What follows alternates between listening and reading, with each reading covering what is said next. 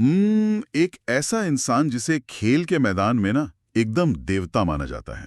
मतलब जिसके नाम पर युवा क्रिकेट का बल्ला घुमाते हैं, अखाड़े की मिट्टी माथे पर लगाते हैं, लेकिन उसी इंसान को समाज के जो ताकतवर लोग हैं वो पैरों की धूल समझते हैं। बिल्कुल। और मुझे लगता है कि यही विरोधाभास ना रामचरण, जानवी कपूर और निर्देशक बुची बाबू साना की इस फिल्म पिद्दी के हिंदी ट्रेलर की सबसे बड़ी ताकत है। हाँ, और संगीत तो यार रहमान का है, तो एक अलग ही माहौल बन जाता है। सही कहा। अगर एक समीक्षक की नज़र से हम इसका विश्लेषण करें तो पहली झलक में ये किसी आम स्पोर्ट्स ड्रामा जैसा ही लगता है, हम्म। लेकिन जो असली कहानी है वो इस देवता और धूल के बीच की जो गहरी खाई है ना, उसमें छिपी है। एकदम। और ट्रेलर में ना एक बड़ा दिलचस्प दृश्य है जहां एक पुलिस वाला पूछता है कि क्या पेद्दी किसी स्थानीय देवता का नाम है। हाँ हाँ, वो मंदिर वाला संवाद। हाँ, और जवाब मिलता है कि वो मंदिर का नहीं बल्कि खेल के मैदान का भगवान है। लेकिन मतलब मुझे यहाँ एक बात थोड़ी अजीब लगी। छर्रारा शरीर होता है और एक पहलवान की जो भारी भरकम ताकत होती है वो तो एकदम अलग होती है ना। हाँ, तकनीकी रूप से तो ये बिल्कुल अलग है। वही तो। ये तो वैसा ही हो गया जैसे गांव वालों के पास कोई स्विस आर्मी चाकू हो जिसे वे हर तरह के खेल में बस इस्तेमाल कर रहे हो।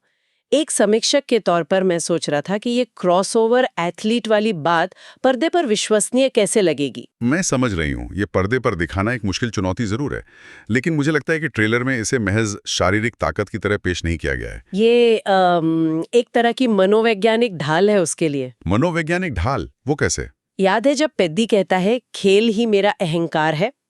आमतौर पर खेलों में अगर आप देखें तो अहंकार को किसी भी खिलाड़ी के पतन का कारण माना जाता है ना। हाँ बिल्कुल, अहंकार से तो खिलाड़ी डूब ही जाता है। पर यहाँ ऐसा नहीं है।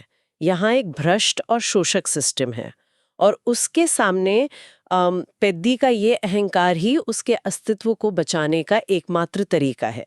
मतलब वो जीत का भूखा नहीं है। अच्छा, तो वो क्या चाहता है? वो खुद कहता है कि उसे जीत नहीं चाहिए, बल्कि वो चाहता है कि खेल जीवित रहे। वाह!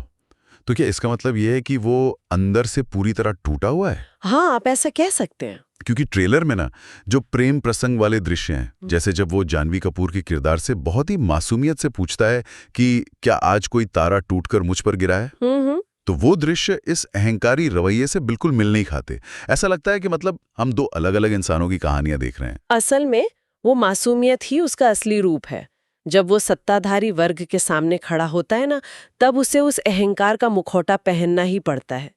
ट्रेलर का वो हिस्सा याद है जहां वो अमीर लोग कहते हैं कि हमें पता है कि किसी को कैसे खिलाना है। हाँ, और वो ये भी कहते हैं कि बिना नाम पहचान वाले लोगों को काम देना ही बहुत बड़ी बात है। बिल्कुल। और वहीं पेदी पलटकर पूछता है कि हम सब एक ही धरती पर पैदा हुए हैं, तो तुम्हारी कीमत ज्यादा और हमारी कम क्यों? यही इस ट्रेलर का सबसे अहम हिस्सा है। लेकिन एक मिनट, सच कहूं तो एक समीक्षक के नजरिए से ये तो भारतीय सिनेमा का बहुत पुराना संघर्ष है ना। एक तरफ ताकतवर जमींदार और दूसरी तरफ हाशिए पर खड़ा एक सीधा साधा गांव वाला। इसमें नया क्या है? नयापन इस बात में है कि यहाँ खेल का मैदान ही वो इकलौती जगह है जहाँ जाति और वर्ग के सारे नियम कुछ देर के लिए टूट जाते हैं। ओह, अच्छा।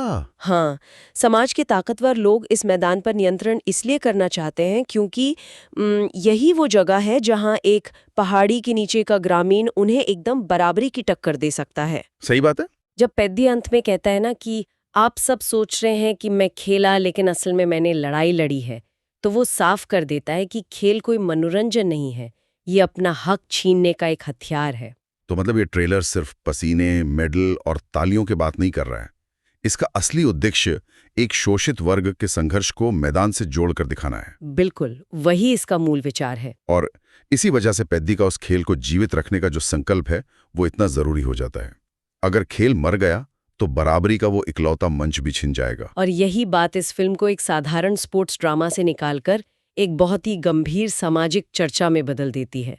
ये एक बहुत ही बेहतरीन सिनेमाई अनुभव होने वाला है। सच में। तो इस पूरी समीक्षा से एक बहुत ही गहरा सवाल सामने आता है जो किसी को भी सोचने पर मजबूर कर देगा। वो क्या? जब एक खिलाड़ी को यह पूरी तरह एहसास हो जाए कि मैदान का पूरा ढांचा और उसके सारे नियम ही उसे हराने के लिए बनाए गए हैं, तो क्या वो उन्हीं नियमों का पालन करके कभी जीत सकता है? या फिर उस खेल को जीतने के लिए उसे उस खेल के नियमों को ही हमेशा के लिए बदलना पड़ता है। सोचने वाली बात है।